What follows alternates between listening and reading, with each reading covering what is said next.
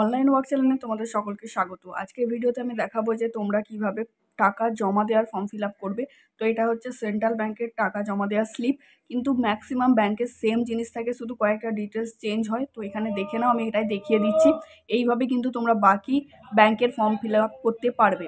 তো ফার্স্ট হচ্ছে ডেট, দেখতে পাচ্ছ এখানে ডেট দেওয়া আছে। এখানে তোমরা তোমাদের ডেটটা দিয়ে দেবে, যেদিন তোমরা টাকা জমা দিতে যাচ্ছ সেদিনকার ডেট দিয়ে দেবে।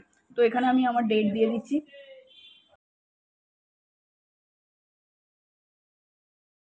তারপর এখানে হচ্ছে দেখতে পাচ্ছ অ্যাকাউন্ট নম্বর। তো তোমরা তোমাদের যে অ্যাকাউন্ট নম্বর আছে সেই অ্যাকাউন্ট নম্বর ব্যাংকের বই দেখে দেখে এখানে দিয়ে দেবে।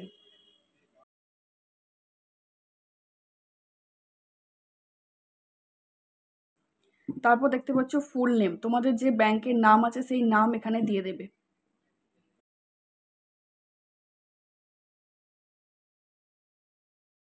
এখানে বলে রাখি, তোমাদের যে ইংলিশেই করতে হবে তার কোনো মানে নেই, তোমরা চাইলে কিন্তু বাংলায় সেম ফর্ম ফিল আপ করে জমা দিতে পারবে এবং ব্যাংক এটা নিতে বাধ্য। তারপর দেখতে পাচ্ছ রুপিস ইন ওয়ার্ড, তার মানে এখানে তুমি কত টাকা দিতে চাইছো সেটা এখানে তোমাকে হবে।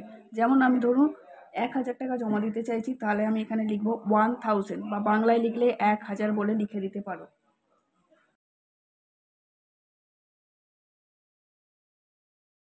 তারপর এখানে আমরা ও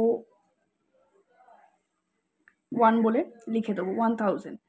এখানে কিন্তু বাংলাতেও লিখতে পারো। তারপর দেখতে পাচ্ছ এখানে আরেকটা জিনিস আছে, সেটা হচ্ছে ব্রাঞ্চ। এখানে ব্রাঞ্চের নাম তোমরা তোমাদের যে ব্রাঞ্চ আছে সেই ব্রাঞ্চের নাম এখানে দিয়ে দেবে।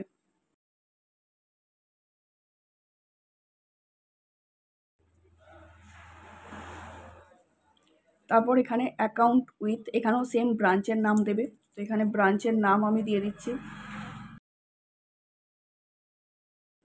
সেম এখানেও তাই ব্রাঞ্চের নাম দেবে। ডেট, যেদিন দিতে চাইছো সেই ডেটটা এখানে দিয়ে দেবে। তারপর দেখতে পাচ্ছ নাম, এখানে যে দেখাচ্ছে এই নাম, এইখানের ঘরে তোমরা তোমাদের নাম দিয়ে দেবে। ব্যাংকের অ্যাকাউন্টেই লেখা আছে এটা। এখানে অ্যাকাউন্ট নম্বর দেখতে পাচ্ছ, অ্যাকাউন্ট নম্বর যেটা লেখা আছে সেম দেখে দেখে অ্যাকাউন্ট নম্বর দিয়ে দেবে।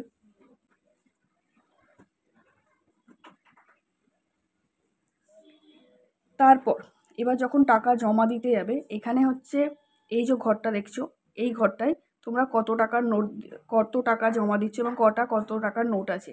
ধরো কেউ 500 টাকা জমা দিচ্ছ, সেক্ষেত্রে একটাই নোট আছে, এখানে 1-এর 500-র ঘরে এই যে প্রায় পিস, এই ঘরে 1 লিখবে, আর এখানে 500 বলে লিখে দেবে।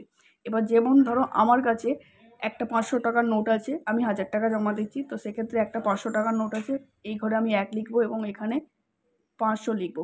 ধরো দুটো আমার কাছে 200 টাকার নোট আছে, তো আমি এই ঘরে 2 লিখবো এবং 2 দুগুণে 4, চারটে মোট 200 টাকার নোট হচ্ছে, আমি 4 লিখবো। তাহলে 4-5 900 এবং একটা 100 টাকার নোট 1 লিখে এখানে 100 লিখবো। তো এখানে টোটাল আমার 1000 টাকা হয়ে গেল। এই ঘরে টোটালের ঘরে 1000 টাকা আমি লিখে দেবো। তারপর হচ্ছে total amount in word, same এখানে ওয়ার্ডে লিখবে কত টাকা জমা দিচ্ছ। আমি 1000 জমা দিচ্ছি, তো আমি এখানে 1000 লিখবো। তারপর এখানটা একটা দেখো, এখানে হচ্ছে এটুকু তো জানো যে টাকা জমা দেওয়া কিন্তু যে কেউ জমা দিতে পারে, তোলার সময় প্রবলেম হয়। তো যার টাকা একমাত্র তাকেই লাগে তোলার সময়, কিন্তু জমা দেওয়ার সময় ধরো তোমার টাকা, তোমার বাবা বা মা বা বাবা মায়ের টাকা তুমি জমা দিচ্ছ, সেক্ষেত্রে এখানে কি করবে, এখানে নামটা লিখবে, যার অ্যাকাউন্টের নাম, যার ধরো যেমন অমিত মণ্ডলের টাকা, তো এখানে অমিত মণ্ডলের অ্যাকাউন্টে জমা হবে, এখানে নাম অমিত মণ্ডল লিখবে।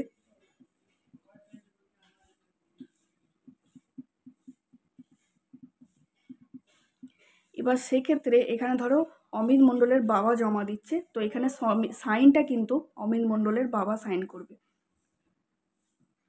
এখানে বাংলায় চাইলে বাংলায়, ইংলিশে চাইলে ইংলিশে।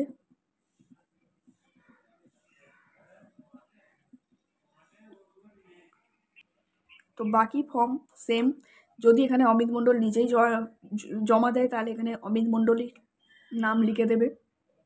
এখানে সাইনের সাথে কোনো ব্যাপার না, সাইন ম্যাচ করলেই কি না করলেই কি কোনো প্রবলেম নেই। তো এইভাবে কিন্তু তোমরা ফর্ম ফিল আপ করতে পারবে টাকা জমা দেওয়ার।